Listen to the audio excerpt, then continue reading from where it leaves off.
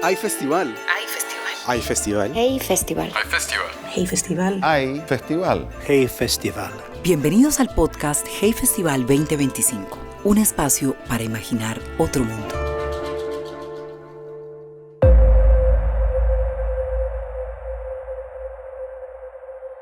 Bienvenidos al podcast 2025, la edición especial del podcast del Hey Festival en español, en la que celebramos el 20º aniversario de nuestro festival en Cartagena de Indias. Yo soy Catalina Gómez Ángel. Y yo, Iñaki Lasaetura. Para celebrar este momento único para nosotros, le pedimos a nuestros seguidores que nos enviaran las preguntas que consideraban eran claves para entender el mundo en el que vivimos. Después de un largo ejercicio, nuestro equipo ha seleccionado las 20 preguntas que consideraron más significativas y para responderlas reunimos algunas de las mentes más brillantes y más expertas en cada tema que participaron en la más reciente edición del Festival de Cartagena en enero del 2025. Así que empecemos, Iñaki. Estamos con Pilar Reyes, directora editorial de la división literaria de Penguin Random House. Estudió letras en la Pontificia Universidad Javeriana de Bogotá y en mayo de 2009 fue nombrada en la dirección editorial del sello Alfaguara en España. Más tarde, en 2013, asume la dirección editorial global de los sellos Alfaguara y Taurus, a la que en el año 2016 se suma el sello Debate y en 2017 el sello Lumen, configurando así una de las divisiones literarias más grandes de este grupo editorial. Bienvenida, Pilar, muchísimas gracias por estar con nosotros y vamos con la primera pregunta que ya conoces bien, es que ¿qué valor tiene la ficción para la sociedad? Bueno, primero 1.000.000 de gracias por la invitación. Yo ni experta ni brillante, pero sí observadora. Yo creo que eso en el fondo es un editor, ¿no? Como un observador de las mareas. Bueno, vengo de una mesa justamente de moderar una mesa donde a 4 personas se les preguntó esto y para mí el valor fundamental es complejizar el mundo. En un momento en el que la lógica es de buenos y malos, amigos, enemigos, donde todo parece verdades simples e incluso momentos adánicos, en el sentido de que se tiene la sensación de que todo ha nacido en este momento o que son problemas solo de este tiempo. Creo que la ficción lo que muestra es que no es así, que ya en el pasado vivimos experiencias parecidas, que es bueno visitarlas y que es bueno también entender que la vida y el mundo están hechos de zonas grises, no solo, digamos, la literatura o la experiencia personal emocional, sino los movimientos sociales, la política y esa relación como, la palabra está desprestigiada o parece un poco vacía, pero empática, de intentar entender al otro que es muy distinto de uno.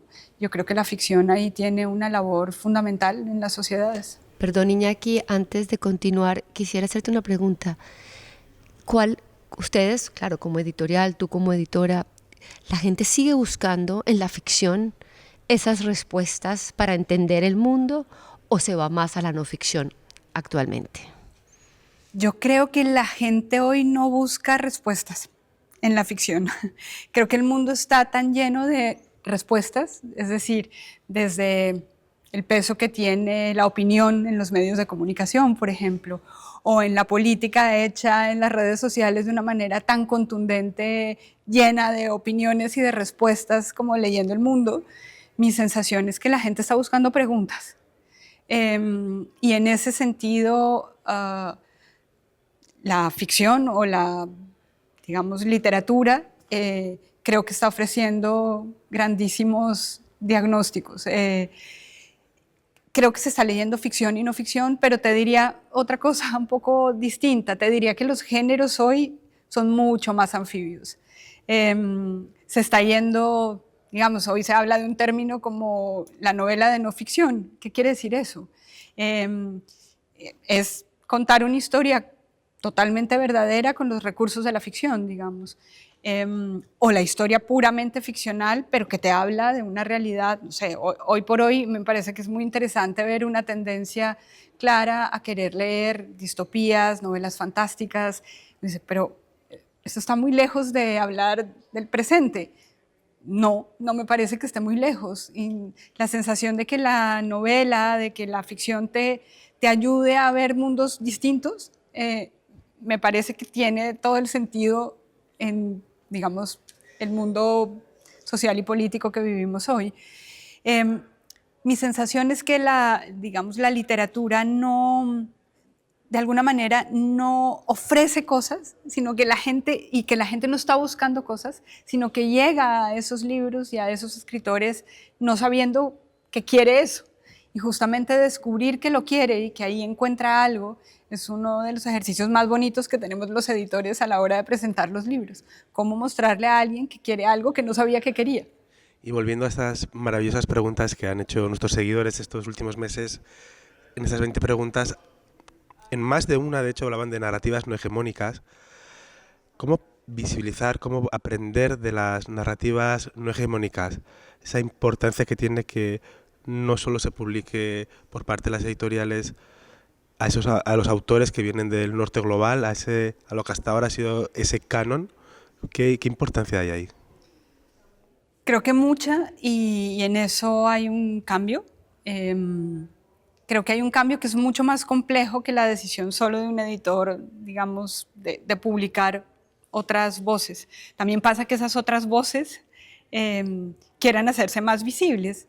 Este es un debate en el que yo he hablado, digamos, cuando hablamos de la literatura escrita por mujeres. Por ahí dar un ejemplo, en mi experiencia editorial llevo 30 años publicando literatura en lengua española y me impresionaba una cosa. Cuando yo empecé a trabajar en la, digamos, publicación estaban nombres como Ángeles Mastretta, como Rosa Montero, como Laura Restrepo, como Isabel Allende o como Marcela Serrano, que, digamos, estaban en la conversación pública, eran lectoras ampliamente leídas. Eso les penalizó un poco en el sentido de que el canon decía, a ver, si las leen tanto no serán tan buenas, ¿no? En la conversación hoy es muy distinta. Eso no puede ser una reflexión para que entres o no en lo que se puede llamar la mesa de la literatura.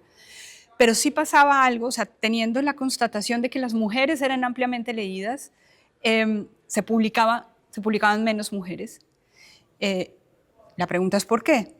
En mi experiencia, no voy a hacer de esto una teoría general, pero en mi experiencia pasaba algo curioso, y es que las mujeres mandaban muchos menos libros a las editoriales para publicar. Entonces, proporcionalmente, entre los libros que las mujeres mandaban y se publicaban, era mucho mayor el porcentaje a los libros enviados por hombres y publicados. Creo que las narrativas, como tú las llamas, no hegemónicas, les pasa un poco lo mismo. Es decir, pensar que desde ese territorio se puede escribir literatura y que eso tiene unos lectores, creo que es algo que ha cambiado notablemente y me parece muy positivo.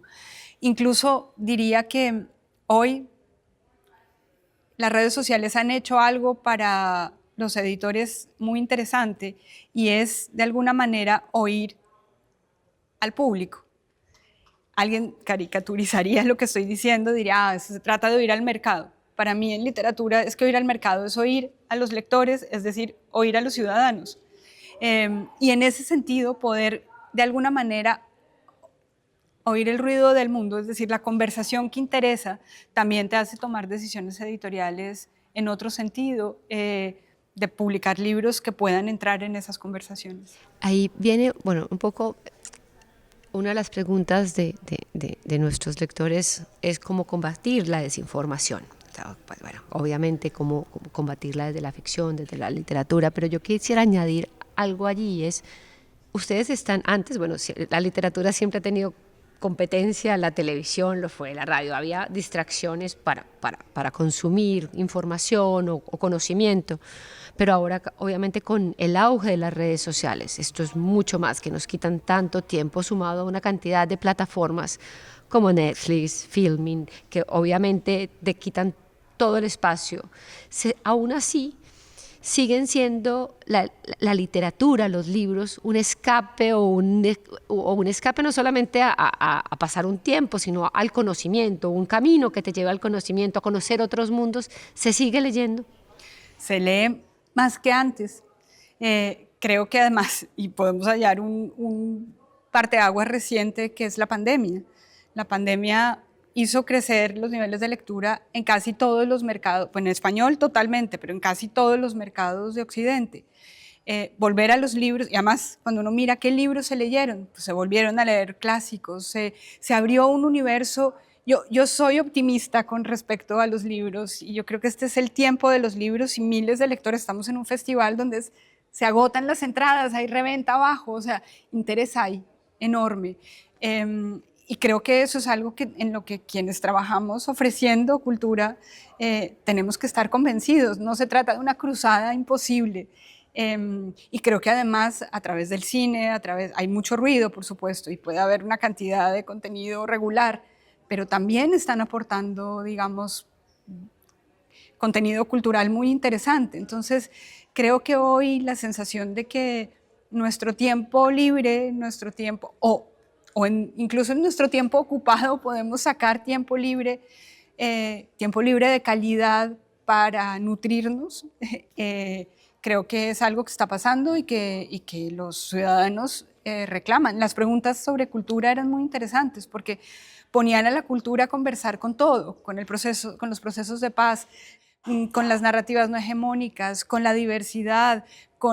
A mí me llamó la atención y me entusiasmó pensar digamos, que las preguntas surgían poniendo a la cultura en la mesa de todas las conversaciones, y eso me parece que está muy bien. De hecho, hay una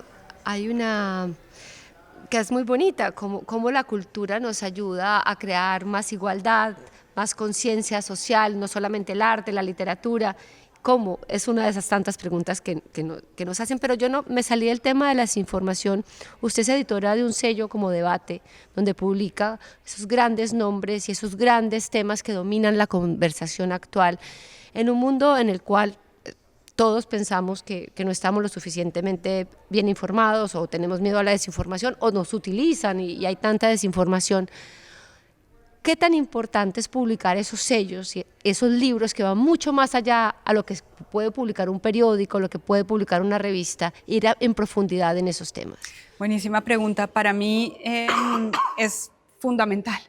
Es decir, y creo que además los tiempos que vamos a vivir ahora, tiempos en los que además la política ya claramente dice esto es una guerra cultural, que eso podríamos entrar a debatir enormemente qué significa ese concepto. Creo que publicar a grandes pensadores en las materias que nos preocupan a los ciudadanos es fundamental. Es fundamental además, creo, publicar diversidad de voces sobre los mismos temas. Creo que hay que, de alguna manera, combatir desde ahí, desde la oferta editorial, la idea de amigo-enemigo, de blanco-negro, o de una postura que es legítima y otra que no lo es. Yo creo que la realidad es suficientemente compleja para poder abarcarla desde puntos de vista muy distintos. Y creo que lo que estamos intentando hacer en sellos como Debate y Taurus es, por lo menos es la intención, ofrecer contenidos que nos permitan subir el nivel de la conversación pública. Y ahí pensadores, me parece por ejemplo un fenómeno muy interesante de nuestra lengua. Estamos muy acostumbrados a que de esos grandes temas se piensa sobre todo en inglés. Digamos que hay unas dinámicas culturales que llevan a eso. Y hoy yo creo que hay un ensayismo en español muy interesante que se está traduciendo. Y me parece que hablabas de las narrativas no hegemónicas, también creo que en el pensamiento, que podamos ser conscientes de que pensamos en español y que el español se puede sentar en las conversaciones de los temas más importantes es muy clave. Y ahí nosotros estamos trabajando en ese sentido. Nosotros publicamos libros de neurociencia aquí, sobre todo en Colombia. Un autor como Mariano Sigman está tomando una relevancia muy importante. O una autora como Marta Peirano, que analiza las redes sociales, sus libros se están traduciendo. Un autor como Carlos Granés, que intenta pensar política y culturalmente América Latina, pues también. Entonces creo que es un momento en el que hay una responsabilidad editorial muy grande, tanto en la selección de libros y autores sobre temas importantes y visiones de todas partes del mundo, como nuestro ejercicio en lengua española de ofrecer, digamos, de hacer evidente que pensamos y pensamos muy bien en español.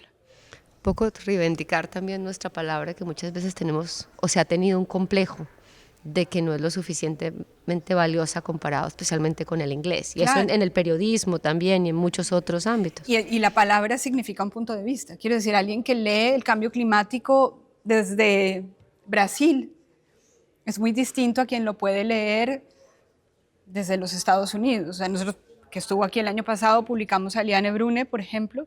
Me parece súper valioso su punto de vista muy combativo sobre la defensa de la Amazonía. Eso, digamos, que no es solo la teoría sobre, sino alguien que está en campo, que vive en el Amazonas, que ve lo que está pasando. Me parece que a eso hay que darle todo el altavoz posible. Y con esto nos toca ya cerrar este episodio de hoy. Muchísimas gracias, Pilar Reyes, por esta edición especial del podcast del Hey Festival en Español. Imaginemos otro mundo. A ustedes, muchísimas gracias por la invitación. Gracias por acompañarnos. Una producción de Ojo por Ojo Multimedia. Hey Festival 2025. Un espacio para que imaginemos otro mundo.